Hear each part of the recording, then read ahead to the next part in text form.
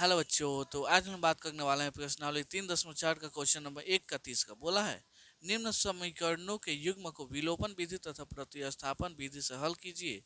कौन सी विधि अधिक उपयुक्त है? ठीक है। बोला है 3x minus 5y minus 4 equal to 0 और 9x equal to 2y plus में 7। तो यहाँ से हमको क्या निकालना है, आपको मालूम है, x और y का वैल्यू हमको ज्ञात करना है। ठीक है।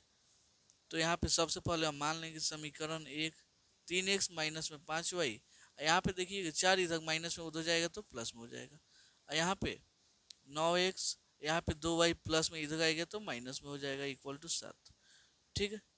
इसको मानिए समीकरण एक, इसको मानिए समीकरण दो। ठीक है। अब करते हैं विलोपन विधि से हल। विलोपन विधि से, विलोपन विधि से, ठीक है। उसके बाद हम करेंगे प्रतिस्थापन विधि। विलोपन में मालूम है ना, विलुप्त करते हैं। क्या करते हैं जी, एक्स को चाहे वाई को आप विलुप्त कर दीजिए। तो यहाँ पे देखिएगा 9x है, यहाँ पे 3x है। अगर हम इसमें 3 से गुणा कर देते हैं तो ये भी हो जाएगा 9x।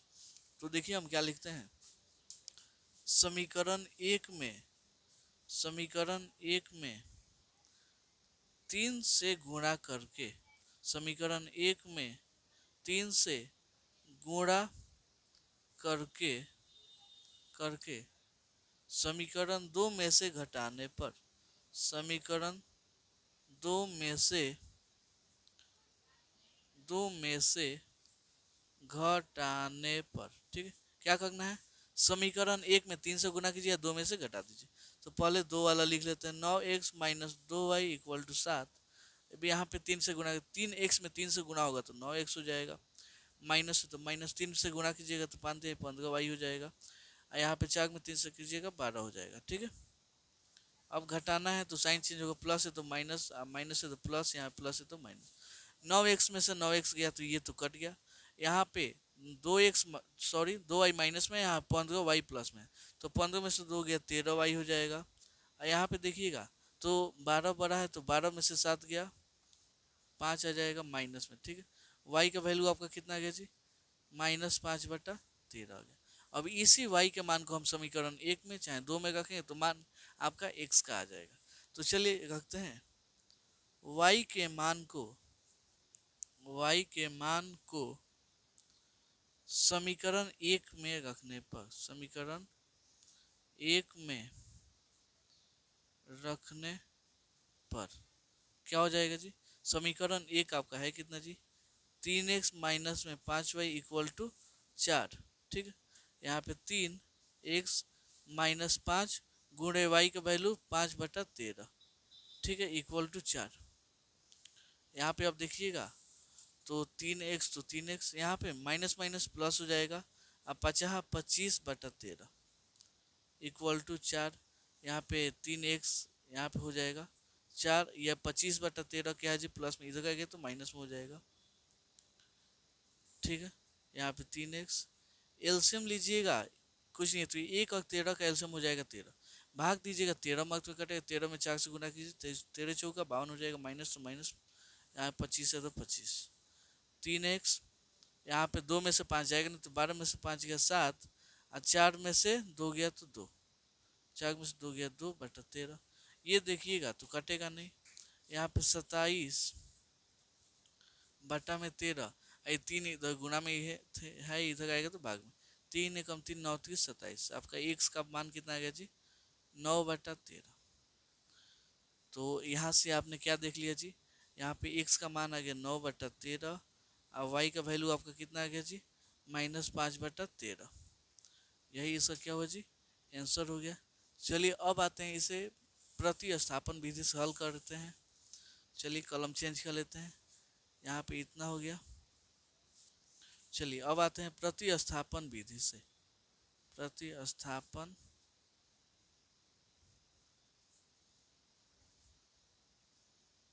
विधि से, प्रतिस्थापन विधि से क्या हो जाएगा जी, यहाँ पे देखिएगा तो प्रतिस्थापन विधि में समीकरण एक में से किसका मान निकालते हैं, x का मान निकालते हैं, तो वही लिखते हैं समीकरण एक से, किससे जी, समीकरण एक से।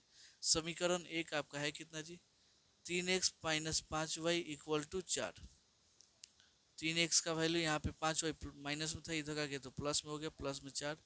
यहाँ पे x का मान निकालेंगे तो 5y प्लस 4, ये हो जाएगा बटा में 3। अभी इसी x के मान को रखेंगे हम समीकरण 2 में, तो लिखते हैं x के मान को समीकरण 2 में रखने पर समीकरण 2 आपका है कितना जी, 9x माइनस में 2y इक्वल टू 7। 9 x का मान कितना है जी, 5y प्लस में 4 बटा में 3, और यहाँ पे माइनस में 2y इक्वल टू 7। यहाँ पे देखिएगा तो कट जाएगा, 3 एकम 3 और 9, 3 3 का 9, 3 में 5 से गुना कीजिए, 5 3 15y हो जाएगा, प्लस है तो प्लस, 3 में 4 से गुना होगा तो 12, यहाँ पे माइनस में 2y इक्वल टू 7। 15y में से 2y गया तो 13y हो जाएगा, यहाँ पे 7 आई 12 प्लस में था, इधर आ गया तो माइनस में हो गया, 13y इक्वल टू 7 में से 12 तो जाएगा नहीं, तो 12 में से 5 7 गया 5, लेकिन 12 के पहले कौन सा है ना माइनस, तो यहाँ माइनस लग जाएगा। यहाँ से y का वैल्यू आपका आ गया माइनस में 5 आई 13, गुणा में था इधर आ गया तो भाग में, ये क्या होगा जी आपका y का मान आ गया। अब इसी y के मान को रखेंगे हम समीकरण, इसको मानिए समीकरण अब 3, ठीक है। तो लिखते हैं y के मान को समीकरण 3 में रखने पर, समीकरण 3 में रखने पर क्या हो जाएगा जी, समीकरण 3 आपका है कितना जी, 5y प्लस में 4 बटा में 3, तो यहाँ पे 5 गुणे y का वैल्यू कितना है जी, माइनस 5 बटा 13 है, यहाँ पे प्लस में 4 बटा में 3, इतना ही चल गया है ना। इसको आप जोड़ लीजिए, 5 25 हो जाएगा, माइनस में 25 बटा 13, यहाँ पे प्लस में 4 बटा में 3। इसको आप साइड में ऐसे की जोड़िएगा, तो चलिए हम साइड में जोड़ कर दिखा देते हैं आपको। यहाँ पे कितना है जी, यहाँ पे देखिएगा तो माइनस में 25 बटा 13 प्लस 4, कुछ नहीं है तो 1 है, 13 हो जाएगा एलसीएम माइनस में 25, और यहाँ पे बाटा में भाग दीजिएगा, 13 में 13 में 4 से गुना कीजिए, 52 हो जाएगा। घटाइएगा तो 2 में से 5 नहीं जाएगा, तो 12 में से 5 गया 7, यहाँ पे 4 में से 2 गया 2, 27 बटा 13 बाटा में कितना चल गया जी, 3 चलिएगा है, 3 बटा 1, यहाँ पे 27 बटा 13, यहाँ पे 1 और 3 नीचे, 3 1 3 9 3 27, यानी यहाँ पे 9 बटा 13 आपका आ जाएगा। तो वैसे ही इसका मान कितना हो जाएगी जी आपका, इसको सीधा आप लिख दीजिएगा 9 बटा 13, ठीक। आपको मालूम है कैसे हल करना है, तो अतः हम लिख सकते हैं x का मान कितना आ गया जी, 9 बटा 13, y का आपका वैल्यू कितना आ गया, माइनस 5 बटा 13। तो यही क्या हो गया जी, इसका आंसर हो गया। तो उम्मीद करता हूँ आपको ये क्वेश्चन बहुत अच्छे से समझ में आया होगा। चलिए मिलता हूँ अगले वीडियो में अगले क्वेश्चन के लिए, तब तक के लिए धन्यवाद।